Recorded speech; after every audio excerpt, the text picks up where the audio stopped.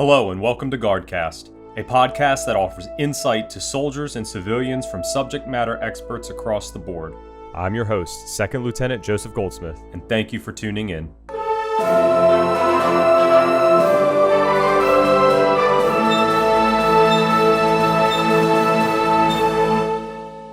Thank you all for joining us on this episode of GuardCast. Today with us we have Lieutenant Colonel Butch Forgason, commander of the 3rd Battalion, 1st Civil Support Brigade, South Carolina State Guard.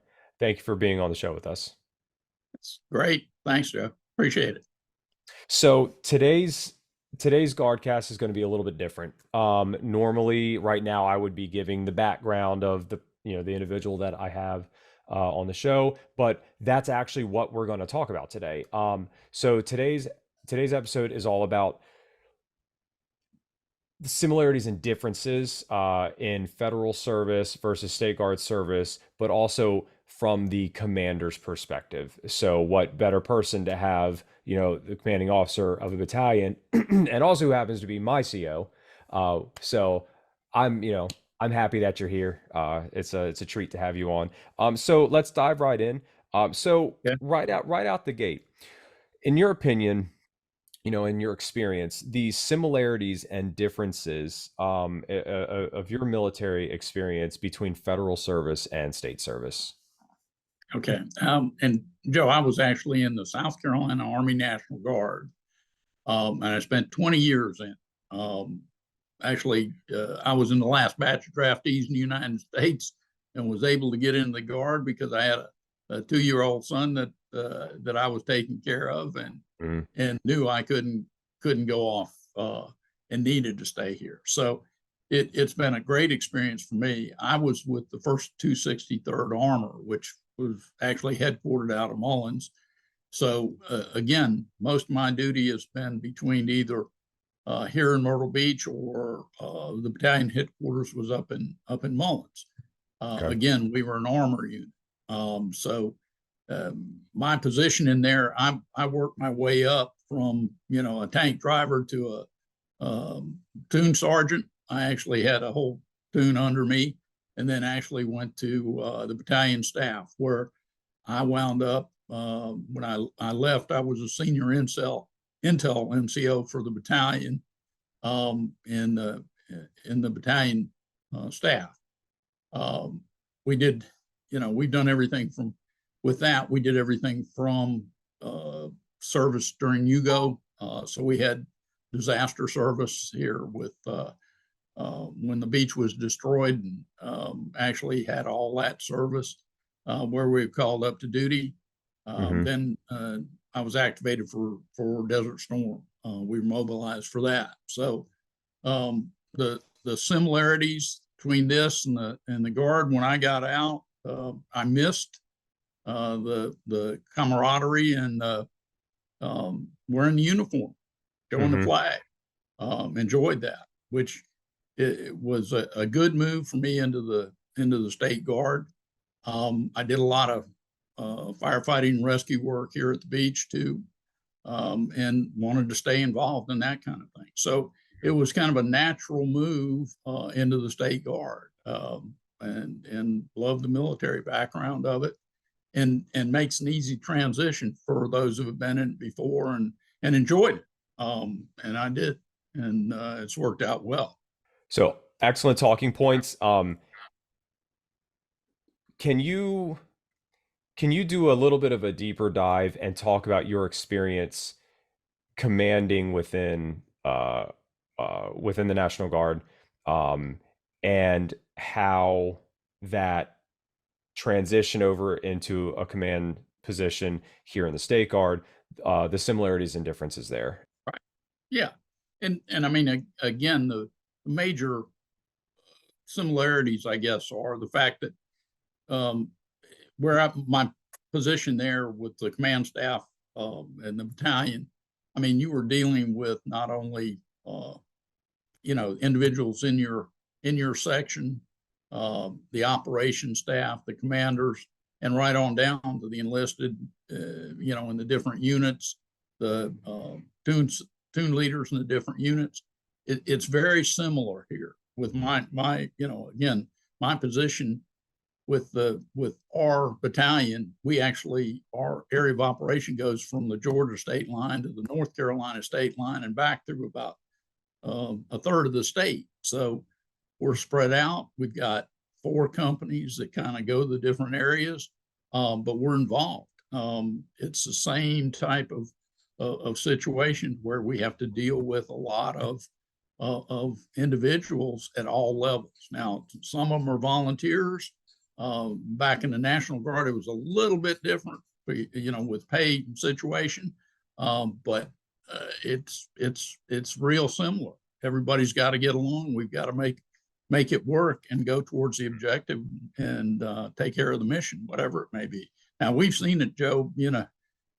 We talked about going from, we've done COVID, we've done storms, we've done all types of situations, even to the bridge run that allows us to deal with 30 or 40,000 people. So we've kind of been all the gamut. For if there's an individual right now watching that maybe is in, Army, Air Force, Marines, etc., not in the National Guard, do you feel that if they were, as you are, you are an E8, if they are enlisted, but they're maybe currently in, but they're getting towards the end, of their 4 years, and they know that they want to get out, but they enjoy, wearing the uniform. Do you feel that this would be a good transition for them? I know you kind of touched on it a little bit earlier, but maybe if they'd be interested in going down the officer road or continuing in any sort of senior NCO leadership capacity, do you feel that would be a good fit for them? Oh, I do. And again, most of us that get out of some form of service, either, as an officer or senior enlisted, you still want to be involved. And again, just as a practical standpoint, most of us have normal jobs, and you want to do something different, something you enjoy. You can only play so much golf. You can only, do so many things like that. And it's a great place to do something you feel like is worthwhile. You get a lot out of it. Nothing like when we go to do storms and you do working in a shelter or helping in a pod where you're distributing food or anything like that. You can't believe the satisfaction you get when people come up to you afterwards and it's in their time of need and you can help out. I've always been kind of the person that I always like to be the one going in when everybody else is going out. And I think that's the attitude most people have. Now, and by doing a lot of the things we do, because you do have to put in some time, you do have to work at it, but the new skills that you will learn here, in addition to what you've had in the past from the military service, it's great. You'll be improving all the time, and I think you'll enjoy it, or they will. Right, and even take that one step farther, because a lot of people don't know. I mean, when you're in, but our military academy, the South Carolina State Guard Military Academy. I mean, they offer all kinds of leadership courses.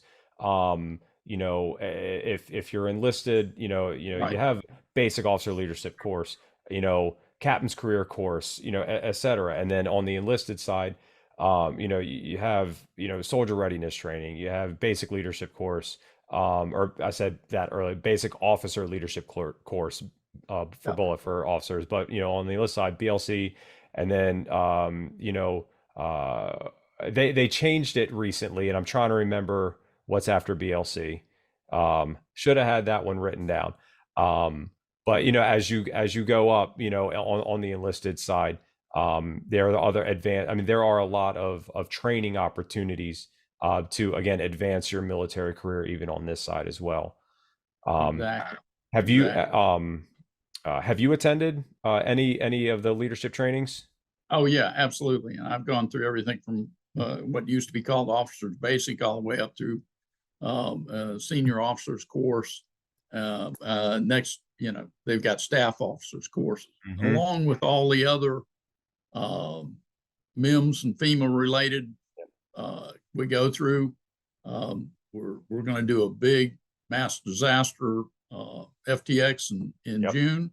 Hmm. where we'll be interacting with the Air Force and the Army Aviation, Hmm. medical personnel. I mean, when Puerto Rico got hit pretty hard, we helped with that evacuation. When I say that on this end, when the patients were coming in, be out of Puerto Rico into some of the hospitals up there around Colombia, we participated in that. It gives you a great feeling that you practice that and then you put it in when you need to. So it's as much as deep as you want to get involved here. Right. It's good, you know. And that's the truth. And I'll say that from personal experience. When I first enlisted, I had a conversation with you, sir, and I don't remember exactly how I worded it, but something along those lines where I said, I'm ready and willing to come in, and you responded with something to the effect of, well, if you're willing to work, we're going to work you, Yeah, you yeah, know, and it we was will. something very close to that. Yeah, And yeah. I think there yeah, was something like a rented mule. yeah, you Yeah. definitely held up on that one. Um, Uh, and but it's been great, and I have seen both sides of that coin as well. The enlisted side, and the officer side within the State Guard.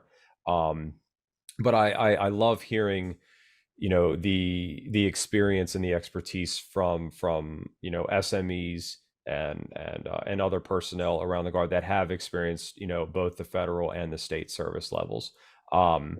Is the thing, go ahead.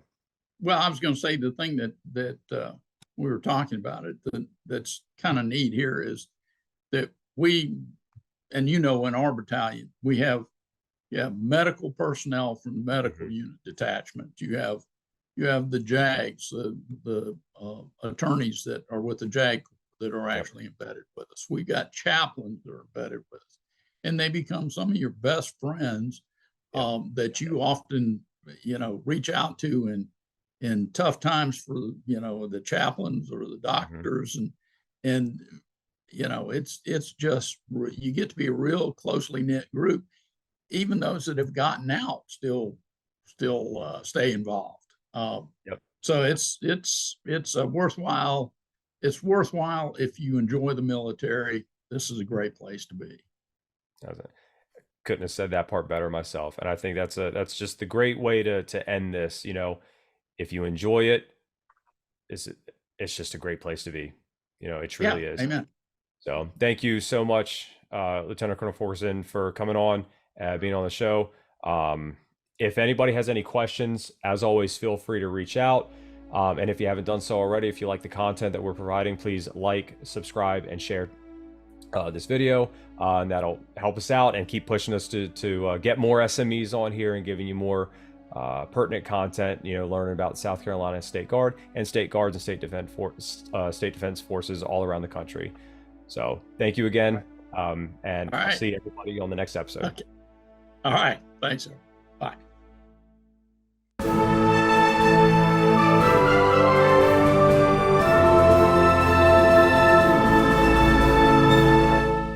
Thank you for listening. I hope you enjoyed it, and I'll see you in the next episode. This is Second Lieutenant Joseph Goldsmith, out.